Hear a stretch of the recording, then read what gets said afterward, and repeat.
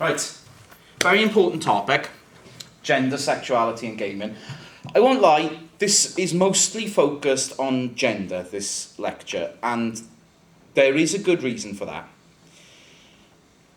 Whereas study of gender and the intersection of gender and gaming is quite well represented in the game studies literature, it's not represented enough.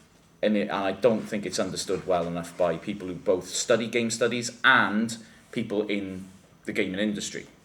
But there is a further issue here, that research around sexuality in particular is really absent in the game studies literature, which I think is really problematic. That, in a way, is reflected by how people of different sexualities are absent in games in general. There is a heteronormativity to video games, undoubtedly. That is probably quite problematic. I would argue, I'd be quite happy to argue that a heteronormative media form, which is so popular, so influential, and in particular so popular and influential with particular age groups, to have a overwhelming heteronormativity in that form of media is going to be deeply problematic. Now, this is, I suspect, something that people will draw upon. You will note that I haven't even mentioned that you're handing stuff in this week, because I don't want to freak you out too much. Your face. Before going further, is anyone really struggling? Be honest, it's quite okay. Not yet. Not yet. I'm planning. That tells me that you've got a lot to do, though. Okay, so Jess, who's not here today because she's filming and she's going to watch this, so I'm going to say she's doing one of her, freaky sex things up in Glasgow. I'm sure she'd be okay with that. She's not fucking you anyway, so I can say what I want. She would. She emailed me over the weekend and asked me about the assignment length, because it's quite clear that she's got mental and he's going to hand in something which is like half an hour long. Yeah. I'm okay with it. All right. If you come in really long, like 20-25 minutes, I'll just watch it on 1.5. I'm okay with it, honestly. I know I said 15 minutes. If you're over, I don't really care. Please don't give me an hour, because I just haven't got the time. I care about you guys, but not that much. I really don't care that much. So, because there's so many of you that I have to spread the love. So I can't, spread it that thinly, because there's a finite amount of love to give. But yeah, if you are struggling for 15 minutes, don't struggle for 15 minutes, please. Okay? Take what time you need. Remember, you all did social media last year, right? Remember what got you the marks last year? Yeah, that's the important thing. Making sure your observations are grounded in research that has been discussed. You do that, you're going to be fine. Honestly, you're going to be absolutely fine.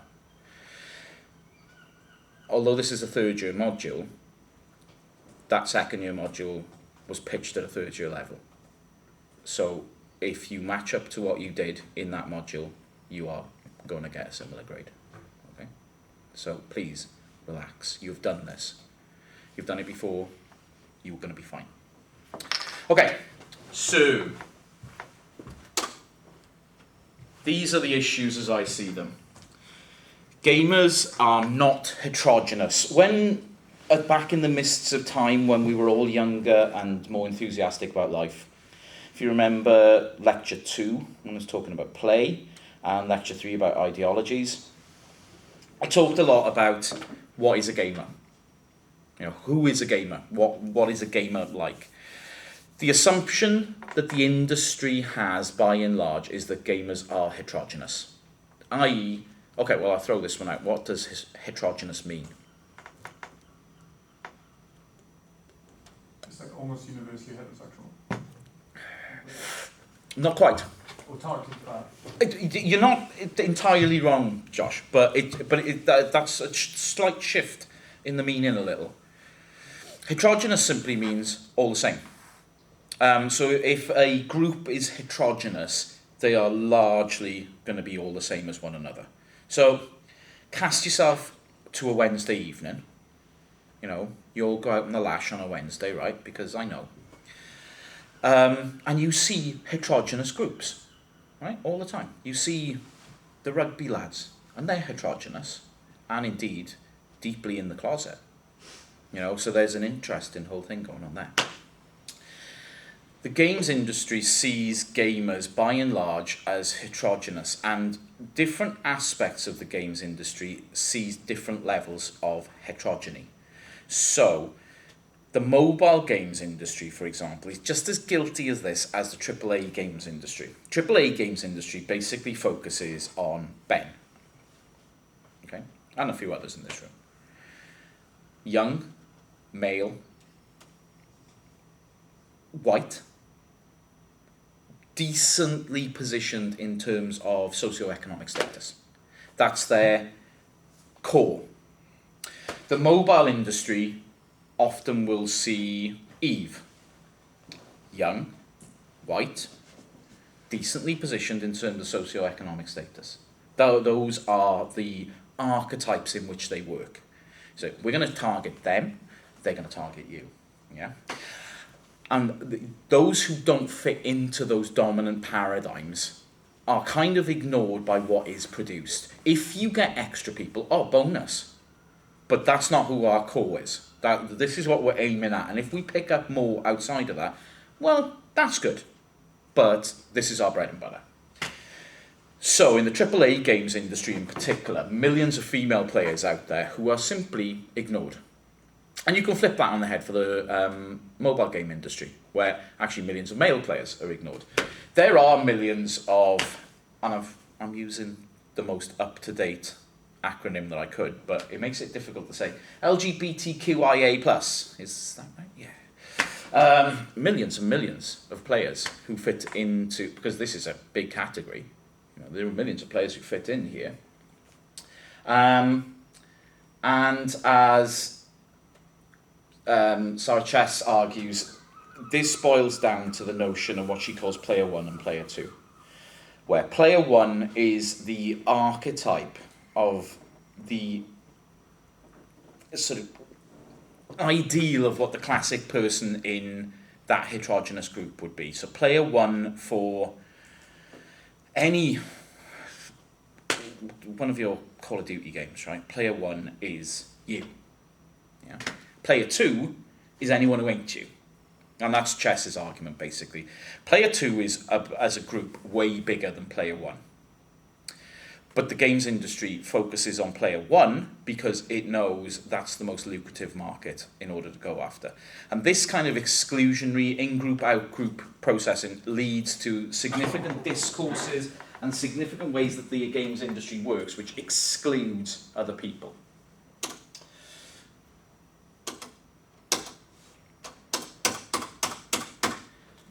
This university gets worse. Now, historically, game studies was not interested in these questions at all. So, early debates about gender in gaming were really all about how do you get women involved in the games industry itself?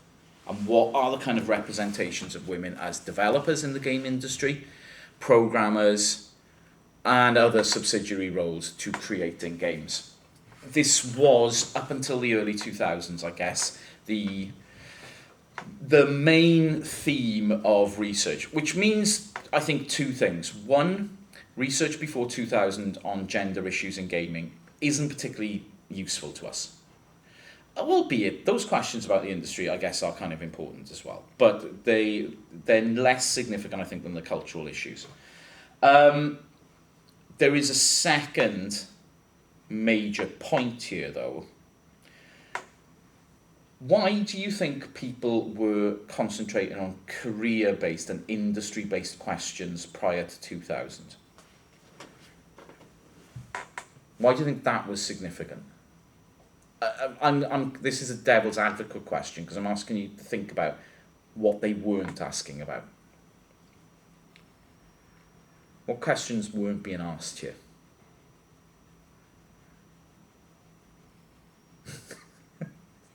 It is early. Give us a crack. Right, okay. If you focus your research on one particular area, in this case, why aren't women involved in STEM-related careers? Do you all know what STEM means? Mm-hmm. Science, technology, etc. Right? You're not asking about why do women play particular games? What is the significance of that? What are the representation of women in video games, for example? Why weren't those questions being asked?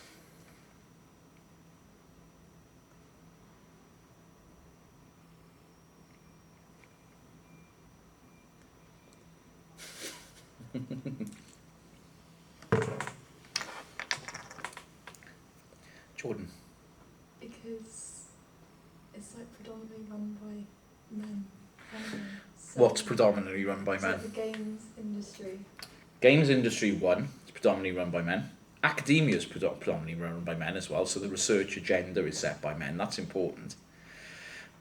There's another issue here. Okay, the assumption was that women don't play games. Up until really the 2000s, and a broad assumption was that games aren't for women anyway. This is a male pastime. Women might play Miss Pac-Man because she has a bow in her hair. It's the same fucking character by the end of the day. It's just got a bow in her hair. But significantly, prior to 2000, I would argue that these weren't thought of as significant questions in any way because women simply weren't part of this form of media. No women owned consoles. No women bought cartridges. No women were buying PCs and playing games on PCs. It was seen as an exclusively male domain. So, historically, women have been seen as being excluded from gaming anyway. That assumption was not true. That's never been true. Women have always played video games, and it would be remarkably stupid of the video games industry to think we're only going to make products for men, because 51% of the population then aren't engaging with your product. This is not the way to make money. It's the way to go bankrupt, but it ain't the way to make money. So over time, scholars have actually started tapping into, are women playing games? What is the significance of it? And the number of women gamers has definitely increased over the years. Recent industry statistics, and I've gone back a while here, but it doesn't seem to have changed since 2014, which kind of makes sense to me. It seems to have reached a kind of equilibrium. The women make up roughly about half of the gaming market in total. Well, that makes sense, because roughly half people are women. So it kind of makes sense to me that roughly half would be. But the number of women working in the video game industry has increased only marginally. Video game industry was comprised of about 22% women 8 years ago. I haven't found any statistics which disagree significantly with that. It's 30% from 2021. It's 30% now. So it's gone. That's a fairly significant increase, but it's still 70-30 split. That also reflects some changes in the video game market over that period of time, I would argue as well, in that mobile gaming has become much more significant even since 2014. And maybe that is an indicator of why there are more women involved, because that is a market closely associated with women as well. Where did you find the stat? Because I have been looking and I couldn't find anything. I don't know, I didn't actually write where I got it from, I just put 2021. So that's top referencing skills right there. That's what I like to see. Yeah. Okay. So, overall, and I think Chess's research is the best research that leads on this, there is an implication that the industry itself is toxic, in that it is dominated by men. And what's actually more problematic about that domination is that it is dominated by a certain class of man. this is going to sound slightly controversial, but most people who work in the video game industry are affluent, white, middle to upper middle class men, university educated in STEM subjects. Is that significant? Do any of you live with people who do engineering or maths? No? Ben, are they all right? They're women. Oh, that's cool. All three of them. All three of them. What are they doing? Maths? Aerospace engineering, chemical engineering, and how's it? Computer engineering or something like that. Yeah. It is a thing that we offer, yeah. What they like? Yeah. All right. Yeah. Cool. They do play games. Anyone live with male STEM people? No? You're not exposed to these people? I'm friends with some boys, all boys who do like computer sciences and cybersecurity and stuff. And They alright? yeah, they're my best friends. Cool. You know, I just want to be nasty about people, right? Mm-hmm. Yeah. You're not falling for the bait, do you? There's nothing wrong with people who do STEM subjects, alright? But that form of education is slightly problematic when it comes to cultural issues. Because, as your friends in engineering will know, there is a correct answer and there is an incorrect answer to every question. Right? As we know, that isn't true. Right? There is nuance, and you can take multiple different positions to look at the same issue, which is what we encourage you to do in humanities degrees. Don't rely on one position. Please look at something in a holistic manner, because you will note that your one position doesn't actually answer all the questions that are relevant to this particular cultural issue. That is the whole point of a humanities degree, that you learn to be a nuanced critical thinker rather than thinking, oh yeah, I can solve that problem. A lot of problems are unsolvable, but you can unpick the issues as to why they are unsolvable in that way. And you can come up with a course of action, which might be the best way of looking at it. A lot of what Chess argues here is that the industry itself, the gaming industry, is dominated by people with a particular knowledge base, which encourages them to look at problem spaces one-directionally, basically, or one-dimensionally, if you will like. So those who are developing AAA games, for example, where the development budget might be in excess of $250 million, have a significant problem to solve right from the beginning. You can put that amount of money in, you've got to get this amount of money out. Otherwise, you're all out of a job. Effectively, that is how the big end of the games market works. You are given a development budget and you are told you have to get this much revenue from sales of that game. If you don't, you're all on welfare the next week, all right? That reduces your development down to a zero-sum game at the end of the day, where you've got to look and think, right, who's going to play this, who's going to buy it? And we want, okay, well, these people will buy it if we do this, this, and this. And what Chess notes is that nearly exclusively that question is answered by saying, right, well, who's most likely to buy this game if we, who buys games?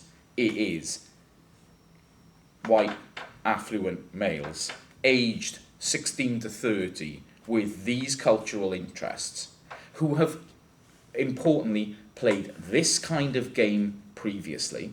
So you're repeating everything that has been done before culturally, ostensibly, because you think, well, that's a way of locking in the audience for the future.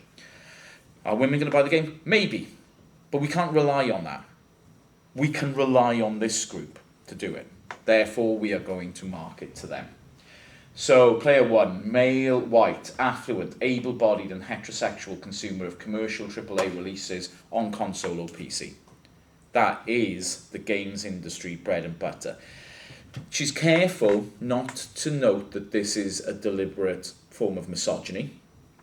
Often there are economic factors in this. The games industry takes, if you like, big gambles on particular things. And if they don't work out, it would be disastrous for the developer. Therefore, they go safe, basically. And the safe choice is to say, right, the person who's going to play my game is this person. If I can market it successfully and I can create a game which is going to actually excite this person, I've done my job. So player 2 is a woman that enjoys mobile games. You don't care. You know, they don't even pay for games. They're on the freemium model. Who gives a shit? Interesting note. You've all played freemium games, right? You know what I mean by freemium games? Did you know that in the 90s, pretty much every PC game was a freemium game?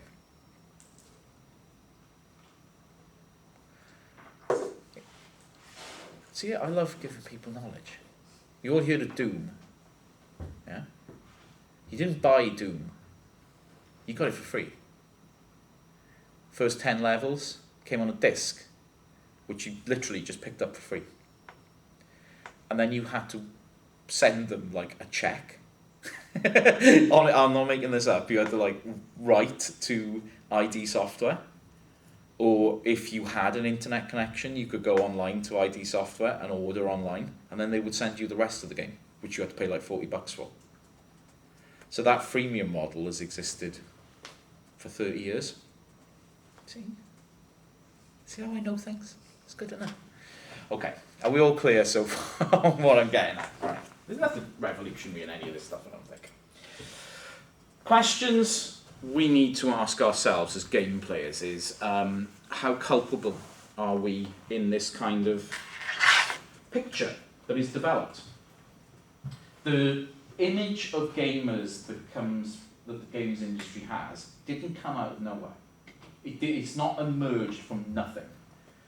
This is obviously evidence-based. You know, games companies will do research as to who are the players out there, who is buying my product, how are they consuming it, how is a culture developing amongst those players that play the game. And the kind of stuff that they look at is how do we interact with one another on games? How do we do it? So, are you familiar with this study, Cheska? Probably. Yeah, I think you might. I think Yeah. it might be one you've used, I right? think so, yeah. Games industry looks at this kind of thing to decide what they create. So, 2013, old study now, 10 years old, right? So the data they were collecting was actually between 2011 and 2012. So it is fairly old now. The early iteration of Xbox Live. In-game chatter using a female voice earned Xbox Live players 3 times as much verbal abuse as using a male voice.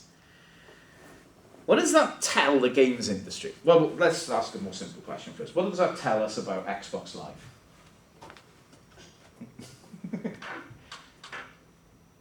Who wants to be on Xbox Live at this point? Who is? What's your experience with it, man? Well, it's actually quite funny because I've been playing the new COD and they brought back the same chat that was there about like 10 years ago, so it feels really nostalgic hearing a bunch of grown men tell me that they're going to do things to my nan. Oh, it's so bad. Oh my god. And abuse on Xbox Live is only funny if it's Scottish people. That I can accept, because they never say things like that, you know. Or they do say like, your more sends charity money to other countries or something bizarre. You know, they don't really go for the jugular. So it's a throwback. Yeah, I'm probably a bad person to ask because I just find it really fucking funny. I really enjoy it, but I can see the problems. A lot of it. I mean, I've seen many examples of when like a lot of people will take it too far and then like legitimate threats to the company is like, that's just not fun to listen to. I love the threats. Yeah. I don't play much online gaming, hardly anything now. I used to love the threats. It's like, I'm going to come round your house and like batter you and stuff. And so, I'd love to see you, you know, you 12-year-old. I will absolutely hammer you into the ground. You know I'm like 36, right? You know, you're giving me like at least 5 stone. I will absolutely pummel you into the ground, you fucking infant. But laughing at the face of threats just makes it funnier because they amp it up. It's really good. So there's a fair amount of toxicity, in these online channels. It's interesting to me that people never make the connect. Developers of COD are aware of the discourses that occur in their game on these channels. They collect data. Right? They are always researching what happens. If this is a predominant form of discourse around there, they have a choice. Make the game more accessible and less likely to be a conduit to this kind of abuse. That's a really difficult thing to do. That's an extremely difficult task. It would probably involve changing the very nature of what you have to do in the game and the nature of multiplayer and online play, etc. Really hard. A commercial company doesn't often take hard decisions when they can take easy decisions, which is kind of double down. Keep doing these things and actually make sure that you look after your core market, not the peripheral market. If your core market's happy, what do we care? So I'm trying to recontextualize some of this research here in terms of how the industry thinks. The industry is fully aware of the culture of misogyny and abuse in particular games and genres of games and on particular platforms. It's not as if the industry doesn't care. It doesn't care enough to hurt the bottom line. And this really is something which cuts across all media. It's like, it would be hard to say Facebook doesn't care about online abuse, because I don't think that's true. It's just they don't care enough to hurt their revenue streams. That makes them a deeply cynical organisation. The gaming industry is no different.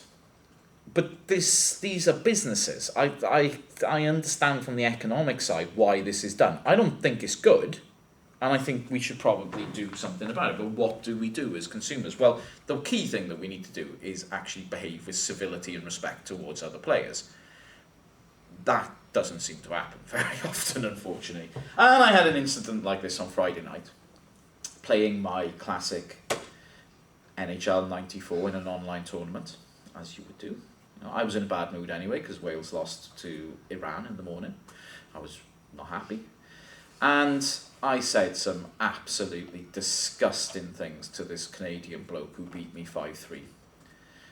I was not happy. I was not happy at all. And it's not advisable to call Canadians moose fuckers. But it was said, and Now,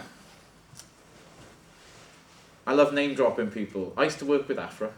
So Afra Kerr is an Irish sociologist who's done a lot of work on video game cultures.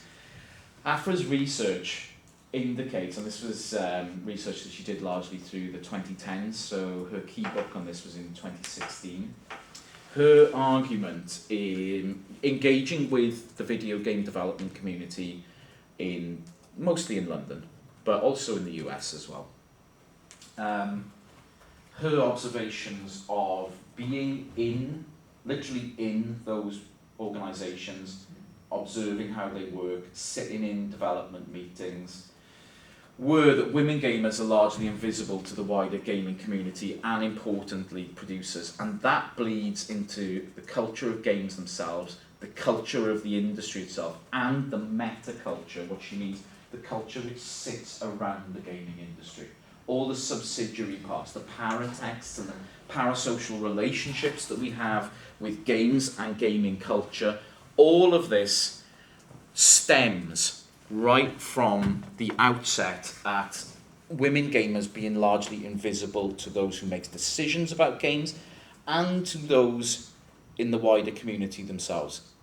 If the people who make decisions about games right from the outset and are developing them see women as invisible, then that will create a culture of invisibility around the gaming industry itself for women. It is seen largely as a male domain because it is developed from the ground up as a male domain. So Afra offers a lot of solutions to this in her work as well, about bringing women into development teams, but changing the culture of development itself. But she notes that this is going to be highly problematic because these cultures are entrenched. This is how the games industry works. She doesn't offer any easy solutions to this, but her direction here is very, very clear. From the ground up, there is a problem with how women are visible in gaming culture, basically, right from the ground up. From the very first iteration and notion of a game itself, the first idea of what a game could be, women are excluded from the vision of how that game will develop. So this isn't like some old guy sitting in an office somewhere, you know, there's cigar smoke everywhere, and he's like, yeah, we're not going to deal with women. Yeah, women, they're not work. It's much more holistic than that. Right from the iterative processes of development right at the bottom, there is no visibility of women at all. Other researchers indicated that gaming studios are not diverse in any way, shape or form. And therefore, representations that they have in their products also seem to be have a absolutely lacking in diversity as well. So I think this is a really interesting piece of research where they focused on game development itself and indicated that there's a sales fallacy here. Studios often feel that a more minority-driven cast within games, so including representations of people with different sexualities, people with different genders, people with different races, actually will affect sales. So at the developmental stage, when you're planning out who your characters are going to be, what they're going to look like, what their role in the game is going to be, studios at that point draw away from diversity because of the fear that this will affect the bottom line. So, and there's an economic reasoning here, but the decision itself is not economic. The decision here is a cultural decision. You know, it's like, we know who our players are. They don't, assumption one. Assumption two, they don't want diversity. Yeah, diversity does not interest these people. So we're not going to have diverse representations of people. We're not going to have diverse representations of gender, sexuality, race, in any of these ways. Instead, we're going to play it safe. Because safe means we got the best chance of making buck on the game. So this, apparently, you know, the research done here says that this sales fallacy is endemic in the gaming industry. That you play safe and fall into this sales fallacy.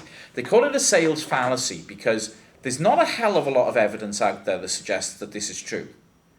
That if you know, games that have diverse characters in them don't tend to do that much worse than any other game. There is no real evidence to suggest that this is the case.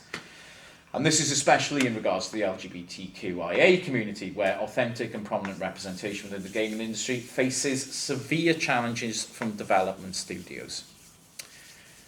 I'll tell you a little story now. Oh, I'm going to open it up as a question first. Who or what, in your experience of being gamers, was the first gay character you encountered in a video game? I'll make it broader than that. First, non-heterosexual character. Jimmy or Bobby. And what is that representation like? They didn't really pick up on it much. Okay. Any others? The lack of answers here is illuminating. But it's a good answer. Any others? Cheska, this is all you do. I know.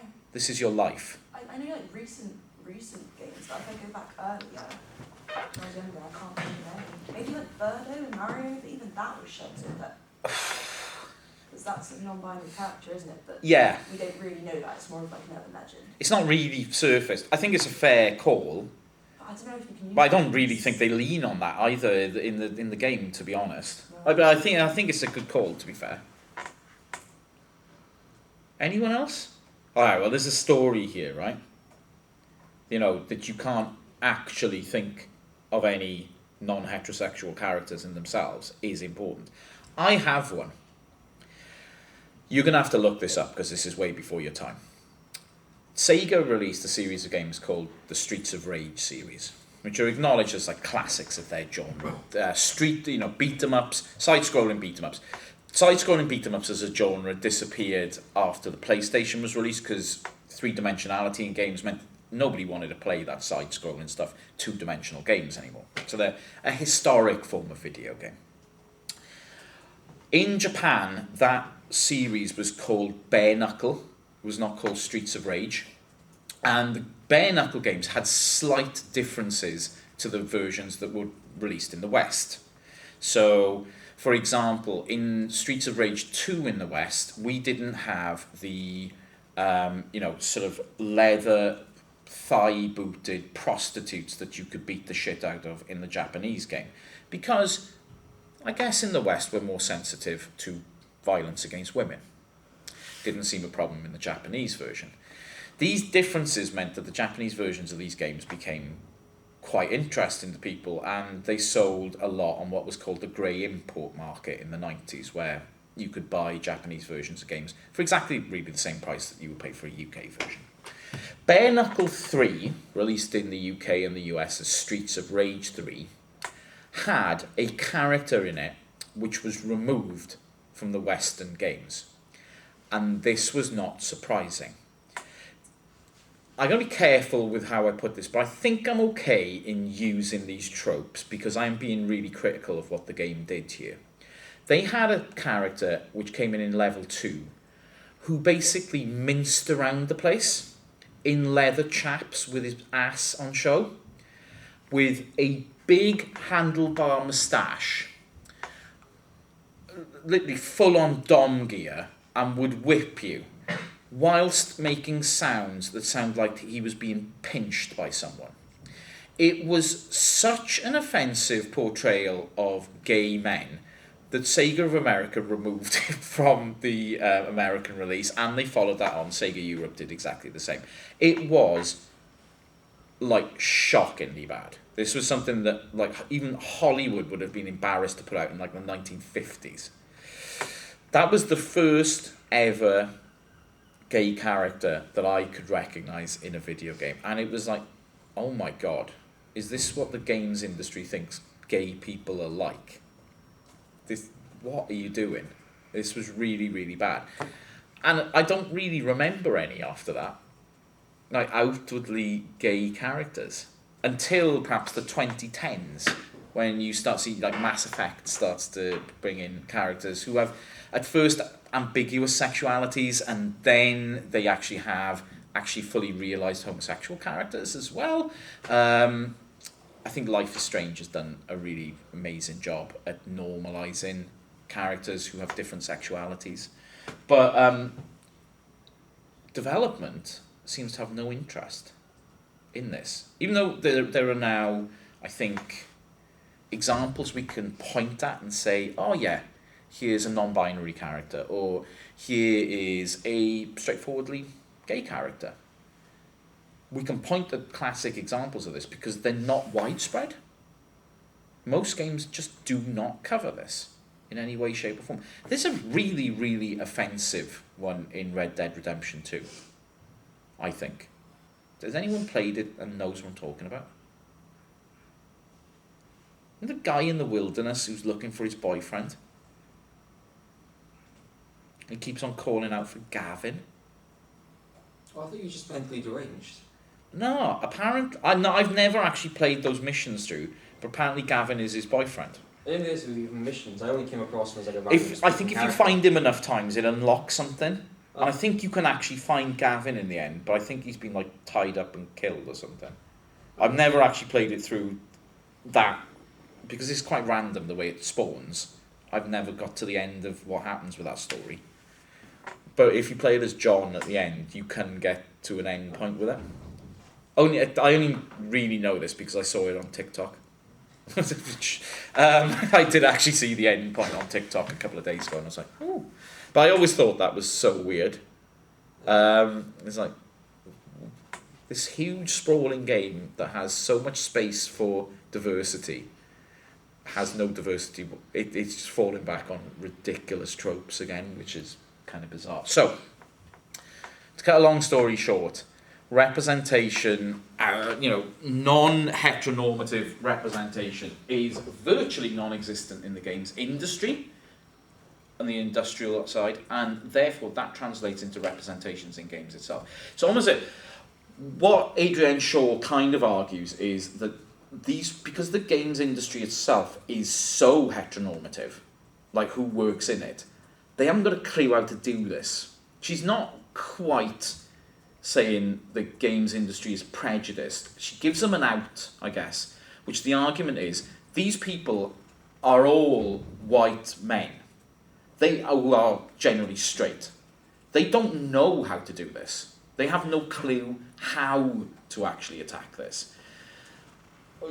It's not the out you might think. That's Adrienne being really, really critical of who the games industry hires, who they develop. People come into the games industry not fully fledged game designers. Most people come in on apprenticeships or in training of some kind. They've got computer skills or STEM skills of some kind, and they are integrated into the industry. She's making specific criticism about who the industry hires and who's part of it. Apologies about my font size. That's not very clever, is it? Never mind. Publics. Gaming audiences have always been diverse, according to Adrienne Shaw, but as time goes on, that continues to expand and broaden in scope. Now, Adrienne does make the argument that it was never just men. Games have always appealed to women. The people who played Pac-Man, one of the biggest earning video games of all time in arcades, it was 70% women. In the early 80s, Pac-Man was the first game that really broke down the gender barrier in a huge way, and it was largely women that played Pac-Man. Unsurprisingly, if you've ever played Pac-Man as well, women are much better at Pac-Man than men. Does anyone know why? It's got nothing to do with hands, so I can see where you're going, but it's got nothing to do with hands. Attention. That game is purely about focused attention. Women, unsurprisingly, can focus attention much better than men in general. Gaming is still incredibly heteronormative, though, with women still being heavily sexualized and heterosexual romances and protagonists still taking the spotlight. So, even though more women are involved, kind of diversity across the industry is still really problematic. And because the industry has been a medium historically dominated by white, masculine, male protagonists and white, hypersexualized females fulfilling either the damsel in distress or some kind of supposed badass symbol of female empowerment, representational forms in games are really, really problematic. Jansen Martis' argument, which is fairly old now from 2007, is that there are two types of women in video games. Weak and strong. Weak, Princess fucking Mushroom.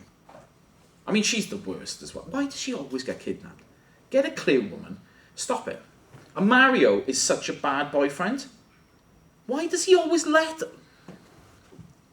You think there's like 29 of those games. Please learn. Whereas the other flip side of that is woman as badass. Woman as badass is basically man. Have a whole bunch of male traits. There's nothing female going on there. It is simply a set of male traits in a representation of a woman in some way. I think you could bring in the ludology versus narratology argument here as well, because with the badass characters, they'll be portrayed through script as like, oh, they can take anything, they're so hard, and then through cinematography, like quiet, it's just like... You know where I'm going. Zoom on so... Yeah, and what is the significance of that? Well, I don't know, if you see as woman that seems to be strong, but then they just objectify her all the time. It takes away from that, doesn't it? I think it does more. I agree 100%. It does objectify a way. It does. What is the message there? Women can be strong, but they have to be sexually attractive. Like, strength can only correlate with sexual. You have to give something. If you're going to be stronger than men and beat the shit out of them, at least we've got to, be sexually attracted to you while you do. What the fuck is that message? That's really, you have to throw the male audience something, is the answer here, right? You can't be a badass female video game character, or we can't develop one, because if that's all she is, well, men aren't going to like her. So, you've got to pump up the rack, because otherwise men ain't going to... This is a video game, for fuck's sake. This ain't real. It doesn't have to be this way.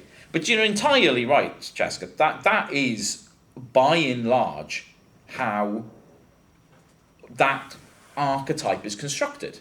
You can be a badass female in a video game, but that badass female's got to have a nice ass.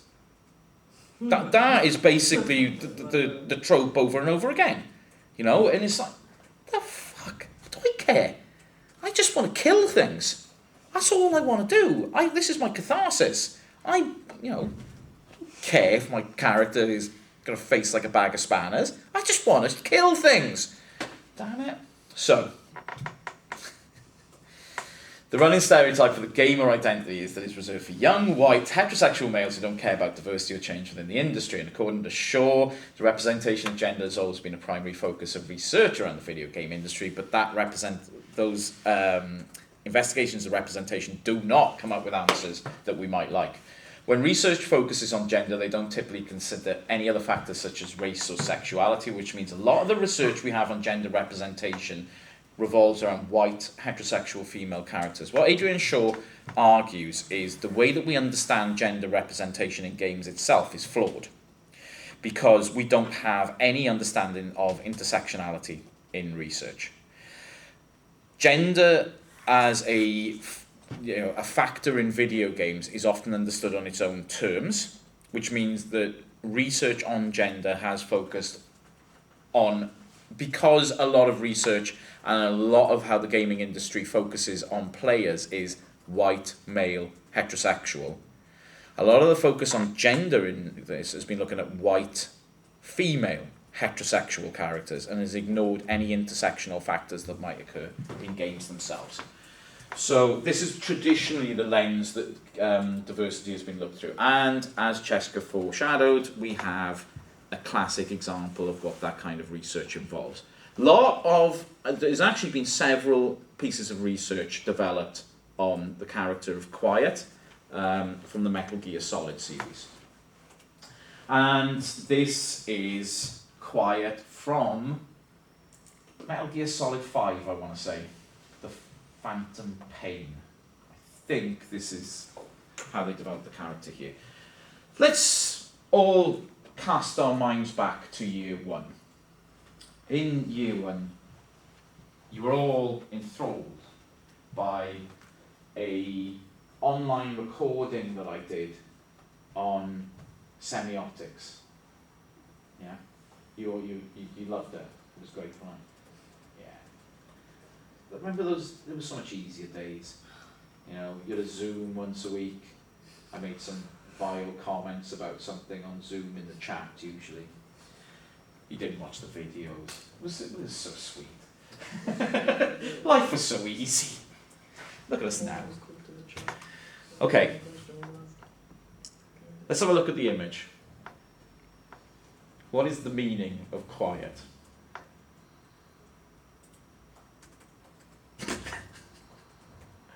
Remember, in semiotics we break down signs and what they signify. So what has quiet got? First of all, let's think about the character herself. What is her role in the game? How do we know this role? What does she do?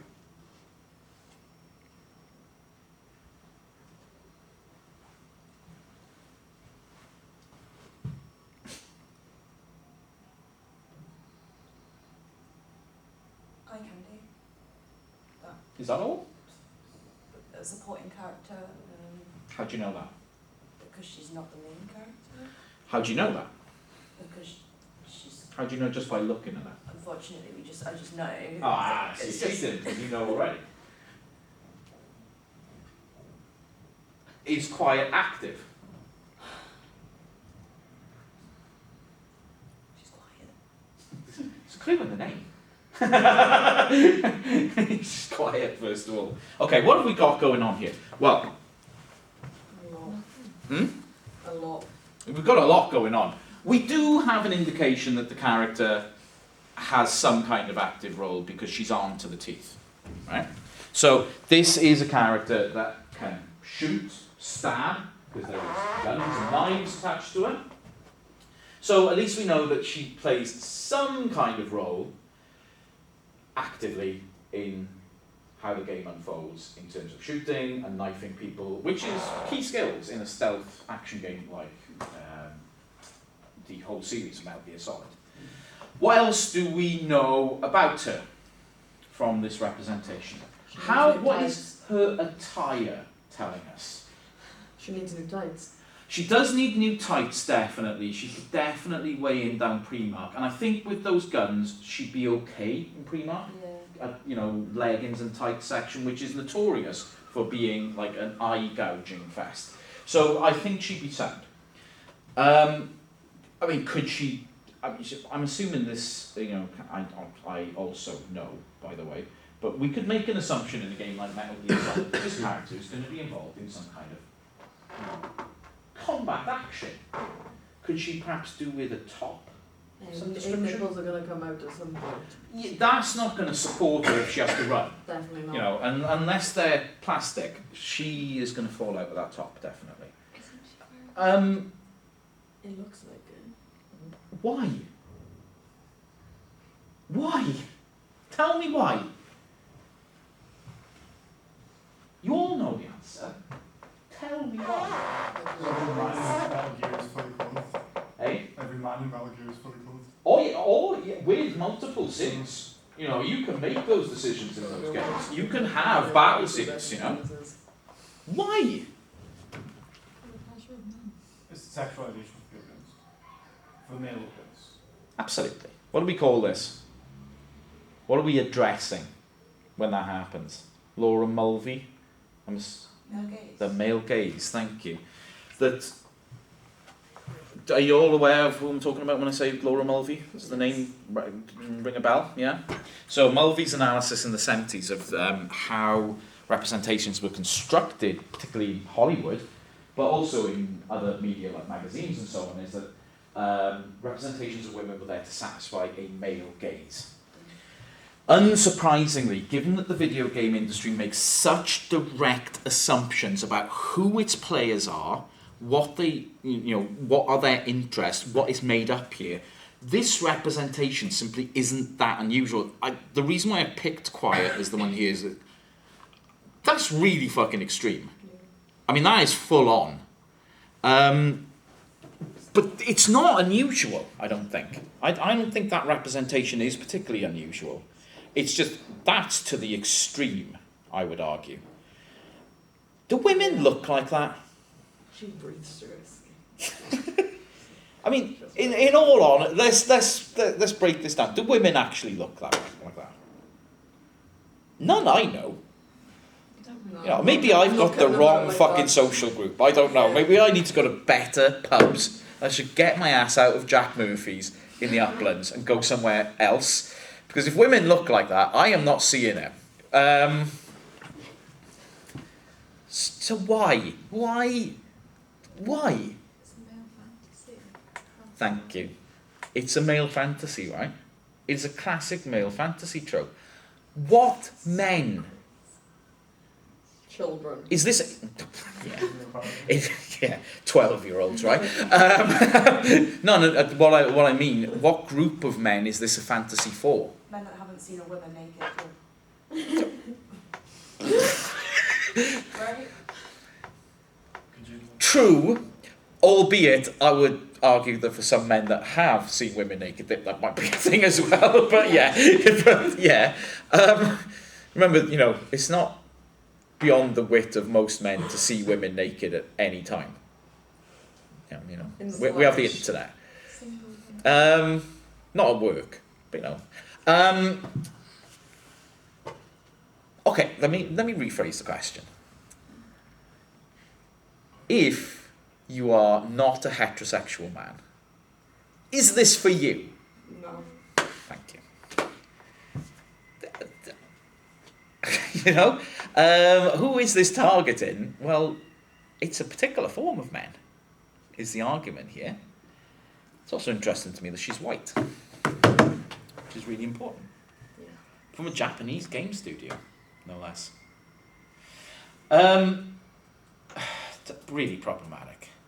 Really, really problematic representational form. She's a badass, though. You know? A mute, bikini-clad sniper going into active war zones with the excuse for her attire being that she breathed through her skin, so she has to wear a bikini. Honest to fuck, that is in the story. That is laid out. That is explained to you in the story. Oh yeah, I have to dress like this because I breathe through my skin. It's like when I've actually said that, that is one of the stupidest things I've ever heard in my life. Should we take 5 minutes and then I can finish up after that? This is very problematic. We need to series a bit around what we want this one to. All of this is problematic. But what I would say is,